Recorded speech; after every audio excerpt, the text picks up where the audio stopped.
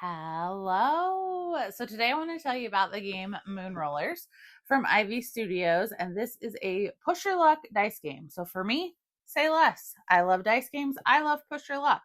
But this game is really cool. So it is set in the Moonrakers universe. I haven't played Moonrakers, so I don't really know what that means.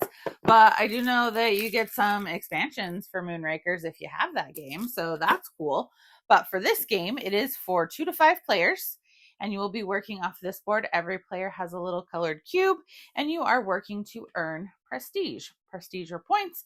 Whoever has the most at the end of the game is going to win. Every player is going to get a reference card that tells them exactly what to do on their turn, and then the back of it tells them what will happen at the end of the game. So that happens if we were playing, let's say, a 3-player game. We would take that out of there, and you have this deck of cards, and they are all different crew members on here in different colors. So what you are trying to do is be the first person to either collect all of the colors, so 1 crew of each color, or 3 crew of 1 color, and that will end the game. So if this were a 3-player game, we don't want similar colors out there when we're starting. Basically, I need an orange. Okay. So we would put out 5 cards because this is a 3-player game, and that is how many we are going to start with. So on your turn, you are going to get 5 dice, and you are going to roll them to try and get these crew cards. So we have our supply of dice. There's a lot more than 5 in there. We will take our 5 dice and we will roll them. Purple dice mean that on my next roll, if I don't pass, I get to add a dice into the pool, which is great. And these are hazard tokens, which I will explain. So on these cards, you can see they need different numbers of dice and symbols in order to be considered complete. So I get to decide who I want to work on. And I'm going to put 2 orange dice here and take one of my green cubes. And because I finished what was needed, I get to put my cube all the way on there, and it's going to stay there, assuming I don't bust. I could have just put 1 up above it and then decided to re-roll and lock it, but I'm going to put 2. And then this purple die tells me that I get to add 1 to the supply. And this is now the only card I get to work on this turn. So I'm going to roll again. So I need green or blue. Okay, I got a blue. And I only needed 1 blue to lock it, but that blue has a hazard symbol above it. So what that means is I'm going to take 2 hazard symbols and look at them and decide which one I want to keep. And then I put the other one back and we mix it up. At the end of the game, as long as you don't have the most hazard symbols, all of those will count as points for you. Great. If you have the most hazard symbols, you get nothing. Not great.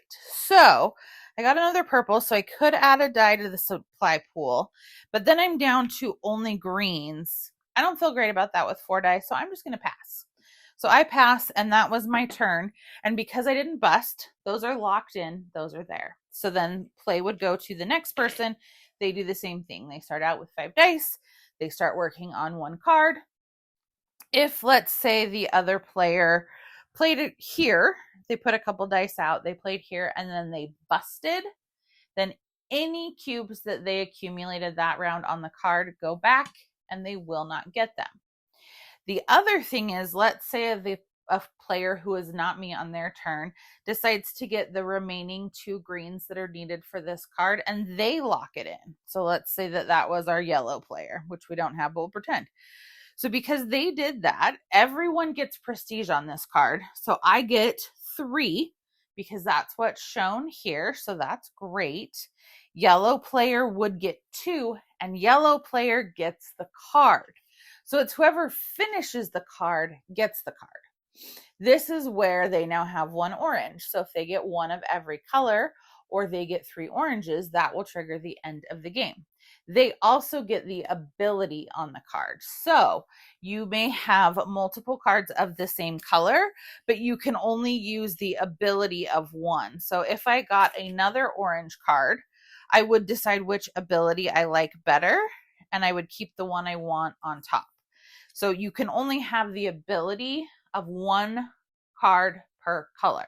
But if I then get a green card, I now have an orange ability and a green ability, and this lets me manipulate things and do things throughout the game. So, like I said, you then play until you have one of every color or three of one color, and then you go into final scoring with those hazard tokens, and you see who got the most prestige and is the winner. I really enjoy this game. I think it looks really cool. It's one of those games that it's not overly complicated to teach, but there's a lot of decisions to make as far as what card you're going to work on each time, whether you want to work on a card that somebody else has already started, knowing you may help them, but you're not going to finish it, and how you're going to play that out. And then the hazard tokens, do I want to be risky and keep higher value hazard tokens, which could get me a lot of points at the end, or it could mean I get no benefits from it. So again, there's just kind of some fun decisions. There's that little bit of push and pull. It's not cooperative, but you do have to help other people, and you do hope that other people will help you, but don't help too much because then you'll lose. So I am really enjoying Moonrollers. I would love to know if you have played it. What do you think of it? Give me a like and a follow, and I'll keep bringing you more board game content. Thanks. Bye.